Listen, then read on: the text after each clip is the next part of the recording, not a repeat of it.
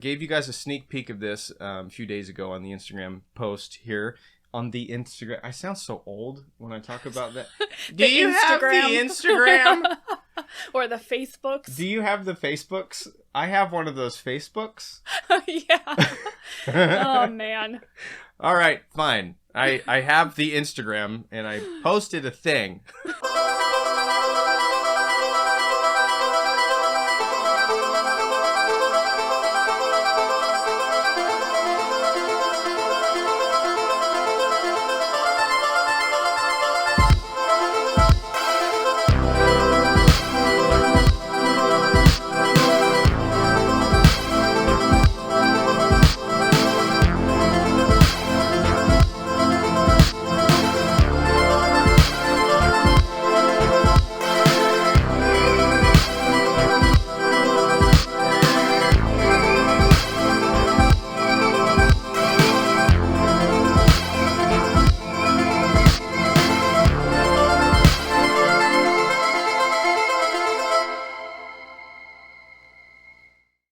Welcome, everybody, to the podcast. I'm Jet. I'm Bree.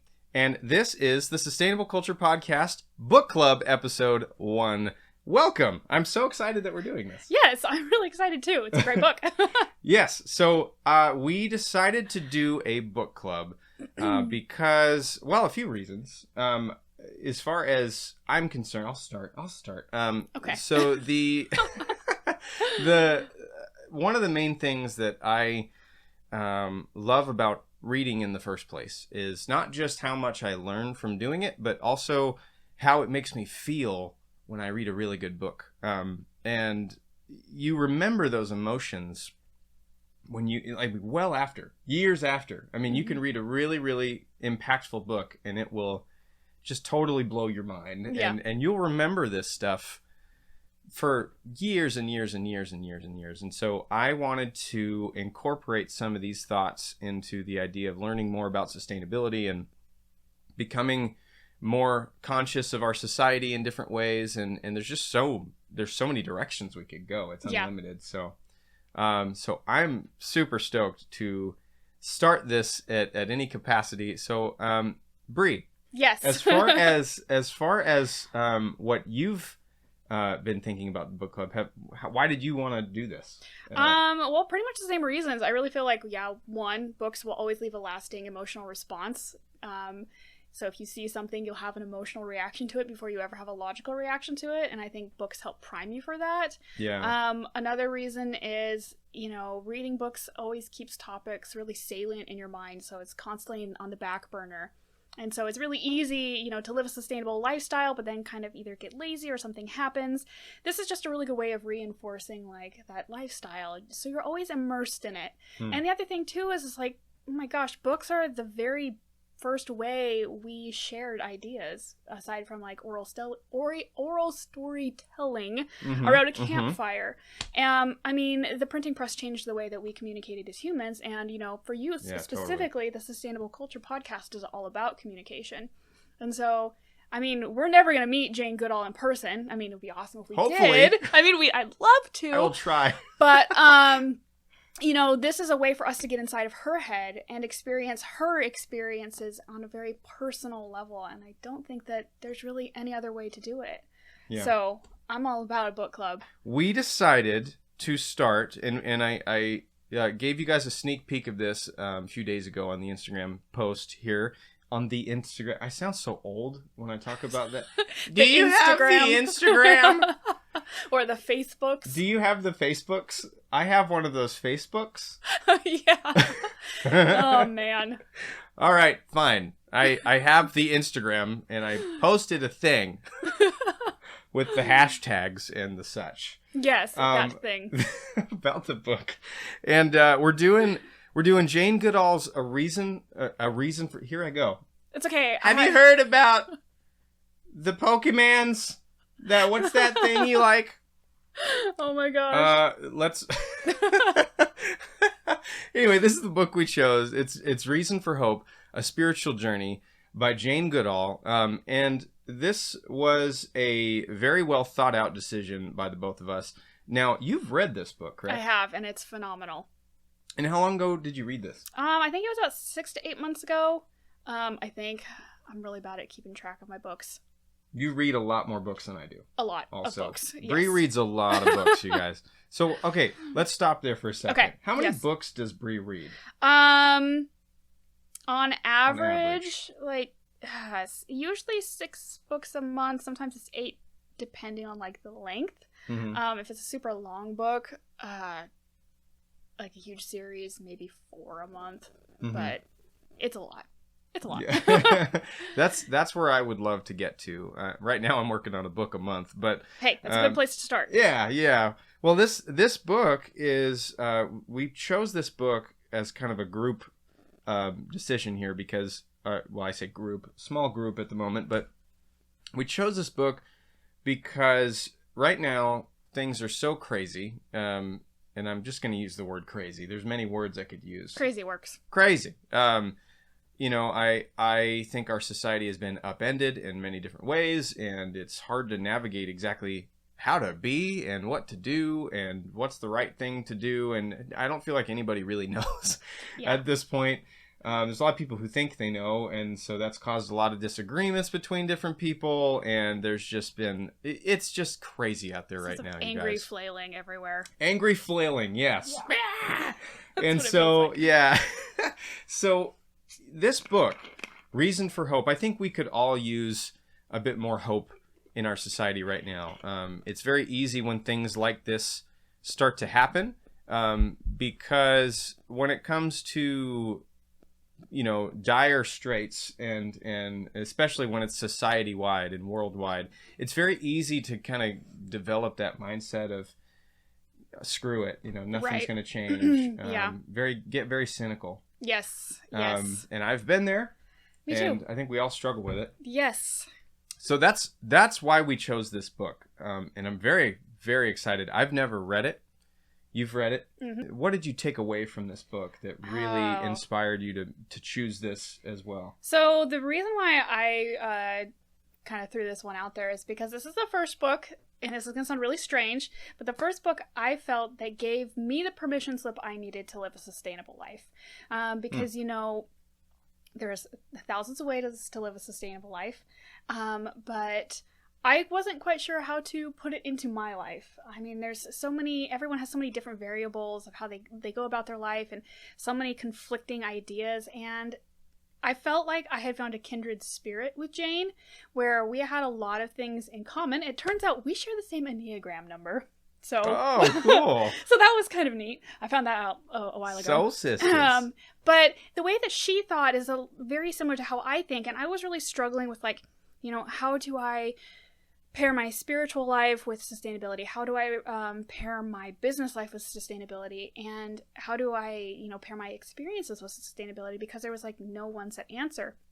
And so when I was reading her book, just listening to her experiences, going oh my gosh, I relate to this so much, it produced such an emotional reaction for me. And I'm like, oh my gosh, this is the answer I needed. This is the story I needed to hear to make everything super concrete for me. And it was liberating.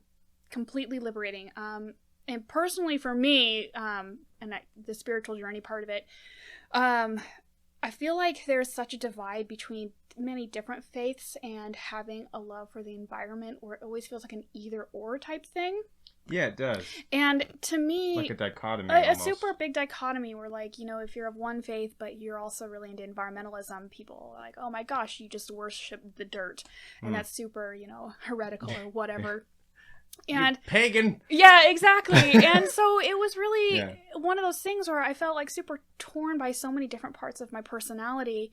And then reading her experiences of growing up in, a spiritual way, and then having multiple experiences and how that helped shape her view of the world, and her spirituality was just so awesome, I guess, in a way that I never had anyone, show it to me before. Yeah. And I'm sure we'll get into it. Spirituality is such a touchy issue for a lot of people. It sure is. That's about as hot topic or hot button. It is. It really is. And I think the way that Jane shares her experiences, to me, it's like looking at someone paint a picture, and it's beautiful and it's tragic and it's It's amazing. Her story is, if it doesn't resonate with you, I'm really sorry. I don't know how that's possible, and it couldn't, because it's such a raw story and she doesn't leave anything out. It's good. It's honest. It's an honest, emotionally evoking story. Well, I'm excited. That was a long tangent. I'm sorry. That's okay. If you're here and you're on the Sustainable Culture Podcast, you better learn to like tangents, because that's how I talk. That's just how it works. Yes. All right. So that is a wonderful explanation of this, and and that is an interesting thing in general, I think, because when it comes to science, I mean, Jane Goodall, and of course, if you're unfamiliar with Jane Goodall, where you been the last 20 years? But no kidding.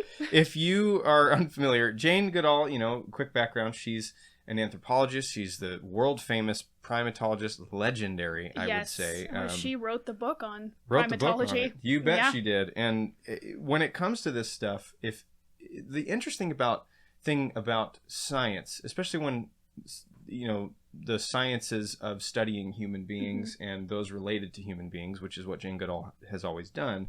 What I find really interesting is that you mentioned the either or, the dichotomy, and that comes up all the time. It's always like, if you believe in science, spirituality somehow can't exist in that same mindset, and vice versa. If for some reason you're extremely spiritual, there's no place for science, and that has always really bugged me. Me too. Yeah. Isn't that weird?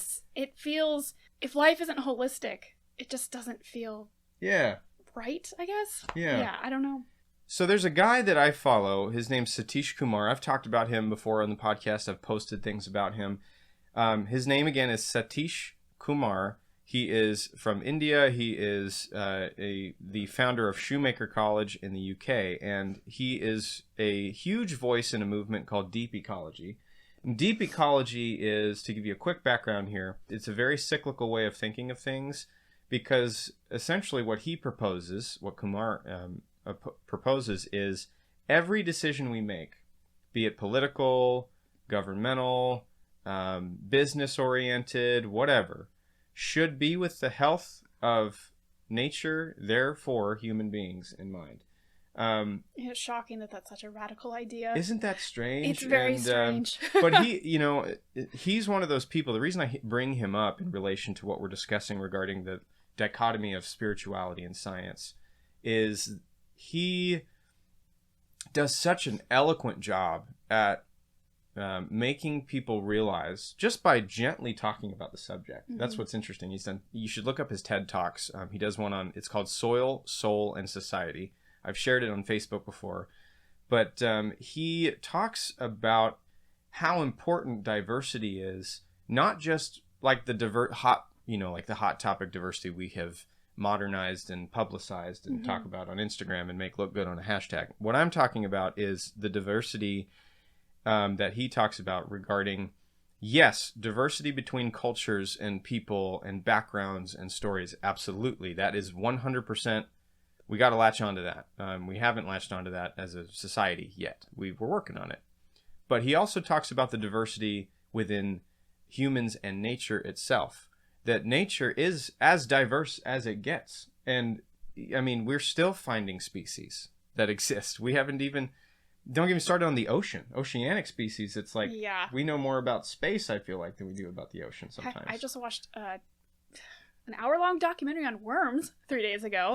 We're still finding worm species of all things. Oh my gosh. And so what he talks about is understanding that, yes, we need science to understand how the world works, but we need spirituality to understand how the world works too. We need that to determine what is important to us as human beings. I mean, when you talk about, having hope and things like that, I mean, a lot of this is emotionally based, and through emotion comes a lot of spiritual experiences. And you can quantify a lot of this stuff with science. Absolutely. It's all linked. I mean, there's people like Dr. Joe Dispenza, who I've mentioned to you before. Another guy you should look into. He combines neuroscience with like quantum physics or quantum theory, I should say, and spirituality. He talks about the importance of meditation and how you can actually change the way that your mind functions based on spiritual experiences, and he shows you the neuroscience behind it, which is absolutely mind-blowing. The Shaolin type stuff in his works? I've read a little bit of his stuff. But... Sort of. If you've heard, now that we're mentioning name dropping here, you've heard of Wim Hof. Yeah. Everyone's heard of Wim Hof. I've done his method before. The breathing method, yes. Yeah. The crazy Icelandic guy, who's awesome, by the way. He is pretty cool. Yeah. Shout out Wim Hof. If you're watching, please know that we love you. But the interesting thing regarding that is that with the Shaolin monks is people like Wim Hof who teach about power of the mind and how you can control that through physical things. Joe Dispenza kind of parallels some of that. And I don't know if it's intentional, probably not, but it is interesting because, people like Wim Hof it's very similar to what the Shaolin monks have figured out from millennia ago. Yeah. They have figured out to control their minds in order to manipulate what is possible physically. And we have always, as a modern Western society, been flabbergasted as how are they doing this? We've seen the Shaolin monks like getting hit with these huge canes and like coming out completely unscathed and all this type of stuff. They can just be totally shirtless in ice cold weather and not be bothered at all and things like that. And that is a combination, to wrap this all up in a big fat circle. And remember, we're talking in tangents. It's the Sustainable Culture Podcast, ladies and gentlemen. There is a point. There is a point here, is that the fact that you can manipulate raw energy to change your physiology is it takes spirituality. It takes understanding the spiritual realm to understand these things. Yeah, and it sounds hippy dippy, but it's pure science. In my theory opinion. of mind is like a topic for multiple episodes. You bet. Yeah, you bet. I would love to read some books on that. That would be fantastic. I've got a few. I'll send them to you. Nice. Yeah. Well, and mentioning Joe Dispenza, actually, his book. He has several books, but one of his books, called Breaking the Habit of Being Yourself, is on my list.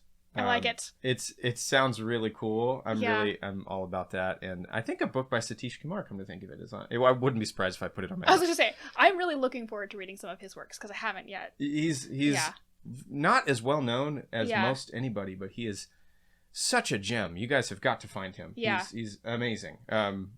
His philosophy is just wonderful, very refreshing, and kind of like Jane Goodall as far as it's so refreshing for these modern times, how much we need each other and how much reward we get out of that. I agree. Yeah, I feel like, I want to ask, do you feel like spirituality in any topic is almost taboo in our culture in a way? Like we're desperately looking for it, but it's also super taboo to talk about?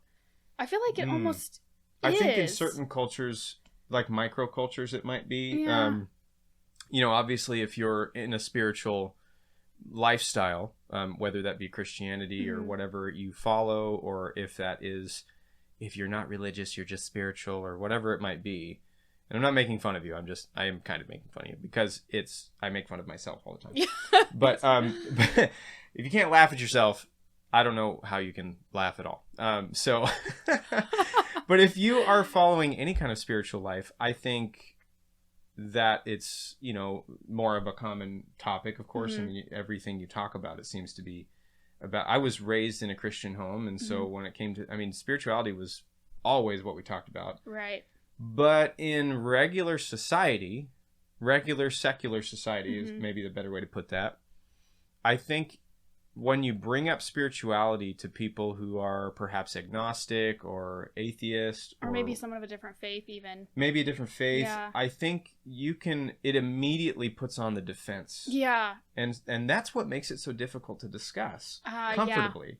Yeah. So I don't know if that answers your question. No, it does. And I think, again, it brings us back to this book of like, all right, we're just going to break this taboo. Like, no matter what faith you follow, let's just talk about, let's make this an open topic. Yes. Yeah. I would highly recommend that those of you listening and watching, and if you're joining in on this, and we're gonna talk a bit in a minute about how to join in on the fun with the book club and everything, but I would highly recommend that you approach this entire thing with the most open mind you possibly can. I'm not asking you to change your entire worldview necessarily, but be open to the idea that you don't have everything figured out, and that if you follow a certain faith, that maybe your opinions on other faiths might be a bit biased and therefore skewed, maybe a little bit inaccurate even. Maybe the people that you outright disagree with, if you're on the left and you're looking at the right, or vice versa, or if you're a person who likes Bill Gates versus a person who thinks he's some kind of horrible person. I don't know. I mean, whatever it might be prepared to, and make the effort even to understand those that you disagree with, and really we're learning to love each other here, you guys. That's kind of the goal. The other thing in this book is it's not overtly spiritual. It does a spiritual journey, and she does, talk about it, but in a way it's like it's spiritual in a way of how do people relate to the natural environment in that kind of way. It's not like you're going to get browbeat with a religious lesson or something like that. It's her story. And I mean, spirituality plays a huge role in her story, and so that's just how it is. Do you ever follow Russell Brand? Every now and then. Every now and then. First off, he's really fun to just listen to. Yeah, I'd say. Maybe it's his accent. I mean, it's such a thick, It is super, super English. I'm not even going to try to mimic. I would love to mimic his accent. Maybe I'll get really good at it and do it one day on the show. But there you go, the entire episode. Yeah, but people like him have really been talking lately about just the idea that modern society, where we're at as an age, every society in history has ages. We had the age of enlightenment and all this stuff. And I think I would agree with what he says a lot, that we are at an age right now where science and spirituality are at this impasse. Yeah. Almost. Well, I don't even know if impasse is the right way to put it. It just seems like those who follow pure science and those who follow pure spirituality are starting to realize that there might be more of a connection than we had originally thought. And I think that's a big moment in our society right now. I think it's the crumbling of materialism as the end-all be-all for schools of thought. Really. That's really well said. Yeah. Yeah. And I think I have no attachment really to materialist ideas. Like you're a minimalist, aren't you? Well, so yes, I am a minimalist, but materialism in how we approach the world, where if it can't be quantified, it doesn't exist, type of thing. Yeah. And I think as we approach different schools of thought, that's going to crumble a little bit, because if you go into theory of mind, it's really, really hard to apply materialism to theory of mind. You can. I mean, there's some schools of thought that believe like we're basically just chemical soup, and that's how the mind works. That is extremely condensed of how that works. Like, one of my psych professors was, I think it's called determinism. Don't quote me on that one. Where we think we're making a decision, but when they're taking readings, a neuron's firing before that decision comes to light. But there's a lot of people that disagree with that, and so there's these breakdowns we see in our modern theories where what we would consider spirituality to be starting to poke holes into it, and so modern thought is a very materialist thought of like, if it's not in the world, it doesn't exist type of thinking. But then again, materialism was going to bleed out into how we if materialism is the religion of today, it's going to show up in how we interact with the world. And that can be seen in the consumerist culture, with the whole advent of, was it Edward Bernays? I think. I don't remember. Basically, the fodder of modern propaganda. It was Freud's nephew, I think. There's a phenomenal 8-hour documentary that I highly recommend. 8 hours? It is worth the 8-hour watch. That's a few days worth of watching right there.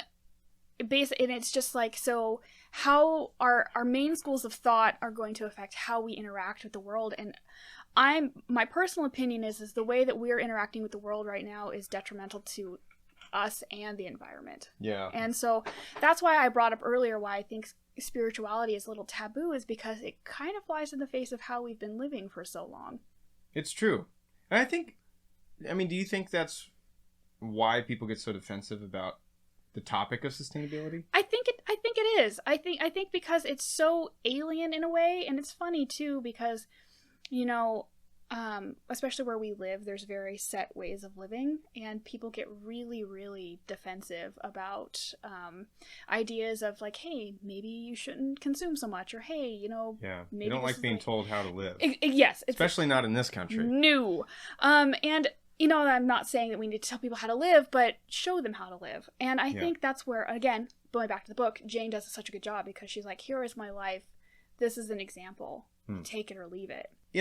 I know when I mention sustainability to people, like when people are like, so yeah, what are you studying? That kind of thing. And I'm like, I'm studying how to develop sustainable communities. Immediately, people are like, oh, tell me all about that. Like half into it, definitely more not into it. Checking their watch, checking the phone. They're like, can I go now? Yeah. I am so sorry I asked this guy this question.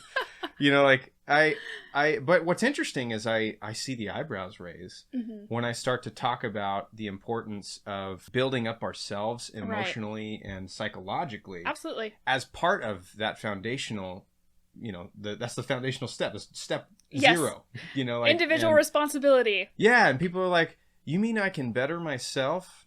And that is part of building a sustainable society. And what's interesting is I notice how interested people get into that. And call it self-helpy for sure. I mean, it's 100%. I've read many self-help books. And what's interesting is a lot of the philosophies behind some self-help books, the good ones anyway, right? 7 Habits of Highly Effective People, are just so gold when it comes to the idea of developing sustainable societies in relation to building up ourselves, getting better at interpersonal communication, really building value in each other, thereby enhancing our own value. It's just cyclical. Absolutely. Which is the whole sustainable thing, is a cycle. Well, that's the thing too, is the minute you can tap into someone's self-interest, that's how you make a change. You got him. Gotcha. Yeah. Reeling them in. So let's talk a bit about how the book club's going to work. Yes. And back to the point here. Enough fun for today. This is so exciting. What we are going to do today, by the way, is we're going to read the introduction to this. It's quite short. Here's how to join in on the fun. Number 1, you're going to need to buy the book or get a hold of the book somehow. Library has it. We've confirmed the library has it. Yep. We have confirmed that it is such a thing on audiobooks. Oh, what did you say was so cool about the audiobook? Jane narrates it, which I think is awesome. Oh, it makes me want to just do that. Yeah. Well, and again, it's like for people who don't have time to read, like obviously the audiobook is the way to go. I mean, everyone commutes, everyone grocery shops. I can't make it through a grocery store without my earbuds in because it's just sensory overload for me. So yeah. So if you're an audiobook person, or if you're not a book reading person and you want to try and learn something really cool and enhance your life somehow, let Jane Goodall do it for you and try an audiobook. I know that many audiobook companies will give you, 2 weeks, or you get a free trial is what I'm saying. I think your first audiobook with Audible is free. Always. Well, the first book. The first book is free. The first book, yeah. Yeah, and then afterwards, if you like it, I pay $13 a month. I think you get a credit. You can buy more credits at a reduced rate. Mm-hmm. And if you read a lot, that's a killer deal. It's a killer deal, and that's how I exist. That's like my one. Today's podcast is brought to you by Audible. Not really. Not really. We would have much better equipment, maybe. Yeah. It's still a really good service. I have nothing bad to say about it, and I've been able to return audiobooks before. So yeah, I would say if that works better for you, get the audiobook. But otherwise, you can find the book. I got it used online, and you don't have to buy the hardcover. Hardcovers are always more expensive. They just stack so well. So I'm a hardcover guy. That was just my personal preference.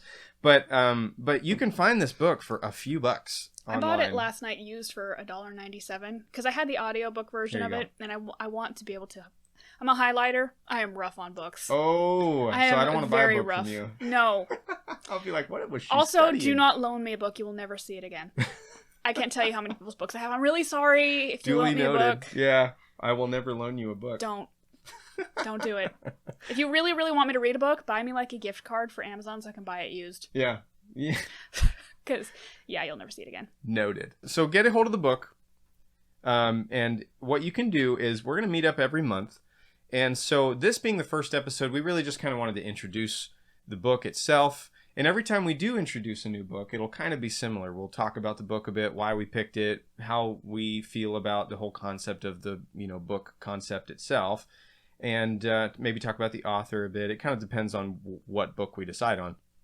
So get a hold of the book. Again, it's called Reason for Hope, A Spiritual Journey by Jane Goodall, and read along with us. We are going to be meeting next month, June 17th, which is a Wednesday. And on that day, we're going to have, and if you don't have it completed by then, that's totally fine. We will. But, what we're going to do at that point is just talk about the book a bit in various different ways, open up really intellectual discussion. I say intellectual, but we're talking to two dorks, so... It'll be pseudo-intellectual? Pseudo-intellectual. Yeah. That's a way better way to put it. We'll look up our big words for everyone. Yeah. We'll maybe have a dictionary or thesaurus right here with what's the word for... This is supposed to help our vocabulary. Oh, man. Well, we started the episode with, slurred speech already. That's true. So, yeah, that's what we're going to do. We're just going to read a book a month. And if you guys want to join along with us, I would love that. I hope you do. And the other thing, too, is if you want to potentially have a little feature on the show, send us either a comment that how the book impacted you. Send us suggestions on books. Absolutely. There are no shortage of those. We're collecting all of them. And we want to discuss, what books are good to read and everything like that. That's going to be exciting to pick new books and everything.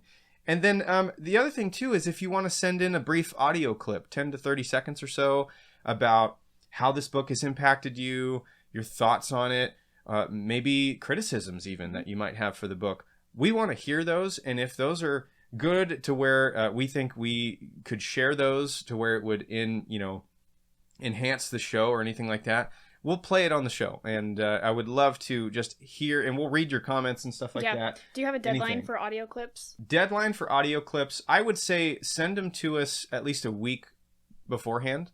So the 17th, that would be by the 10th. Yeah. So by the 10th, send us those audio clips. You can record those with your phones. It doesn't have to be pretty sounding. You don't have to have a recording studio and, be a voice actor or anything like that.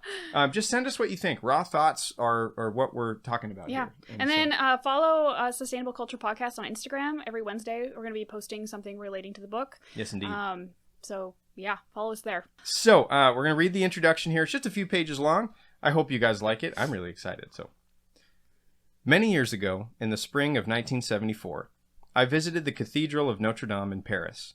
There were not many people around, and it was quiet and still inside. I gazed in silent awe at the great rose window, glowing in the morning sun. All at once the cathedral was filled with a huge volume of sound, an organ playing magnificently for a wedding taking place in a distant corner. Bach's Toccata and Fugue in D minor. I had always loved the opening theme, but in the cathedral, filling the entire vastness, it seemed to enter and possess my whole self. It was as though the music itself was alive. That moment, a suddenly captured moment of eternity, was perhaps the closest I have ever come to experiencing ecstasy, the ecstasy of the mystic. How could I believe it was the chance gyrations of bits of primeval dust that had led up to that moment in time, the cathedral soaring to the sky, the collective inspiration and faith of those who caused it to be built, the advent of Bach himself, the brain, his brain, that translated truth into music, and the mind that could, as mine did then, comprehend the whole inexorable progression of evolution. Since I cannot believe that this was the result of chance, I have to admit anti-chance.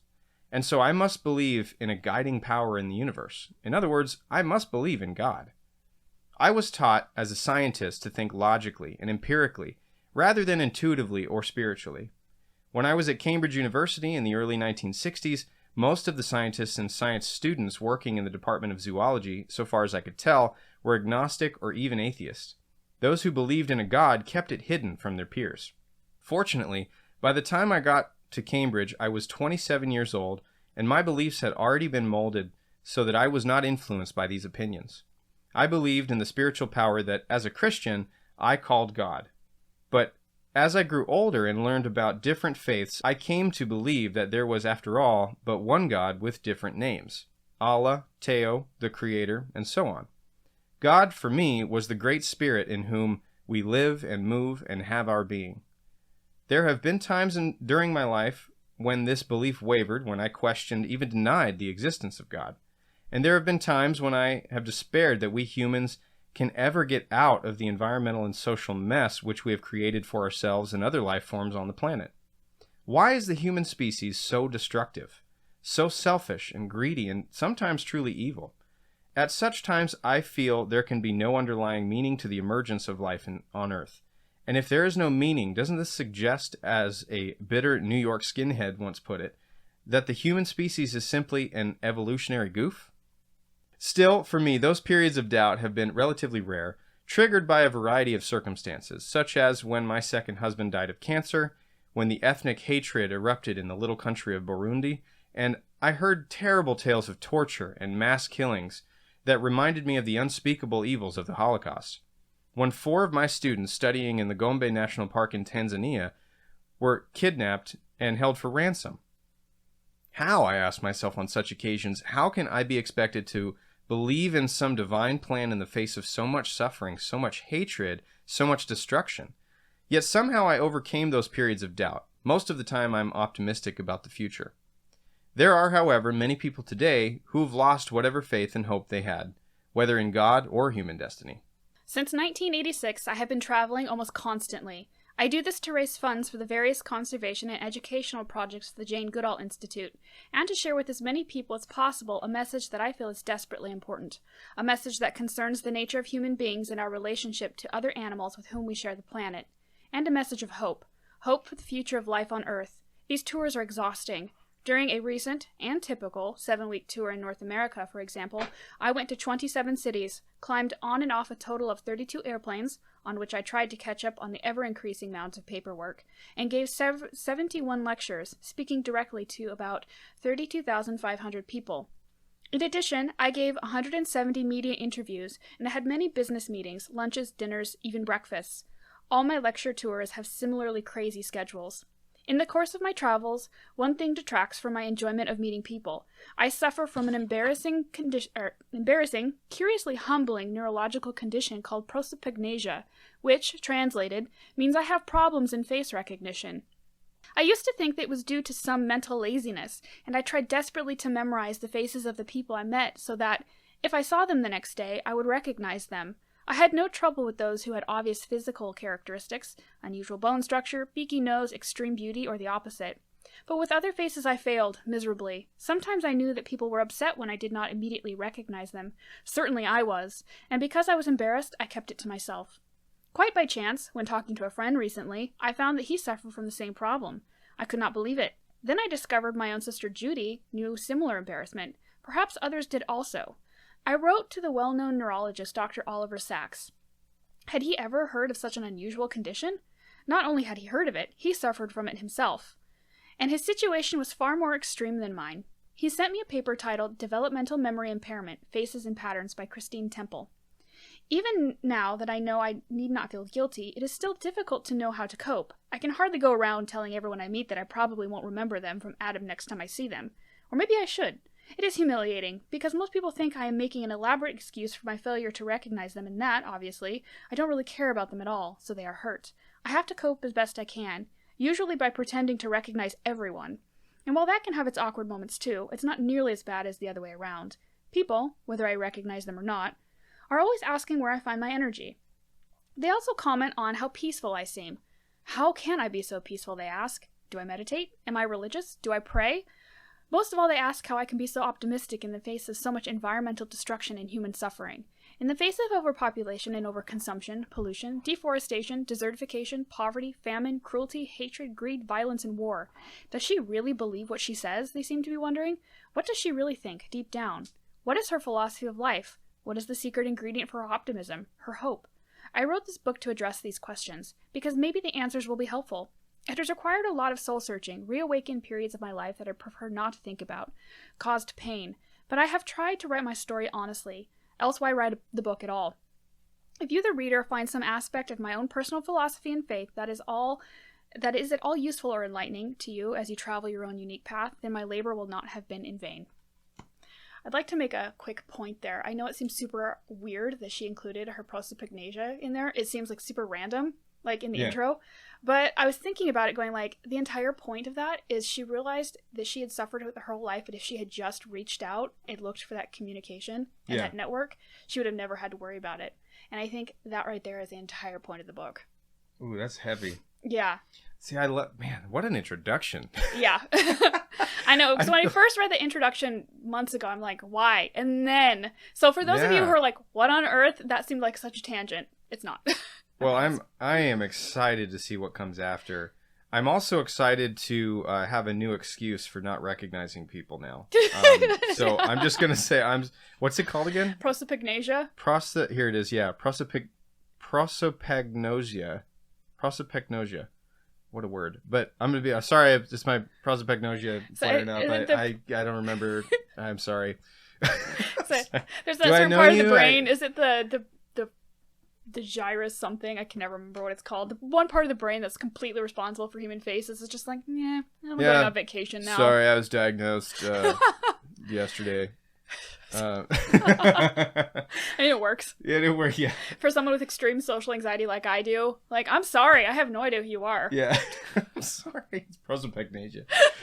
Oh, man. Okay. Not to make light of a real thing, but, Yes. so I am so excited. I have no idea what to expect. I mean, I have some ideas, but I'm really stoked to just hear about her story. And so I hope you liked the introduction. I am stoked to read this book. So again, the book is called Reason for Hope, A Spiritual Journey. It is by the wonderful and legendary Jane Goodall. Please go get it and follow along with us. So that being said, just to reiterate, you guys, this is the Sustainable Culture Book Club. This is how it will work. And so if you want to send us an audio recording, do so by June 10th, please. If you want to send us comments, any words of wisdom, suggestions, whatever, you can send those either on a comment or something like that, or you can send it to the email at sustainableculturepodcast@gmail.com. We want to hear what you guys have to say, and we want to see as many of you join in on the fun as possible. If for whatever reason, by the way, you want to subscribe and follow us, we are on YouTube, we're on Spotify, we're on Google Podcasts, iTunes, Stitcher, all that stuff. There's always a follow or a subscribe button or something like that. Please do like this video, like this audio recording, subscribe to the channel. That is how you will hear about these new episodes. We're going to be coming out with new episodes bi-weekly now, which is so exciting. Yes. Every bi-weekly is exactly what I just said. So yeah, It works. It works. I know what you mean. It's so exciting. We're going to have more episodes, more content. You're about to see the Instagram feed light up. It's going to be awesome. Yes. Now that I've got a partner in crime here, it's going to be so much better. I need to work on my photography skills, so forgive me in a few weeks when you're like, what is that? Yeah. No, I'm kidding. It's not going to be terrible. I promise. Are you sure? I'm just kidding. So I am so excited. Please do get in touch with us if you guys have any questions, words of wisdom, anything like that. And so, yeah, until then, I've been Jet. I've been Bree. Thank you for joining the Sustainable Culture Podcast. We'll see you guys next time.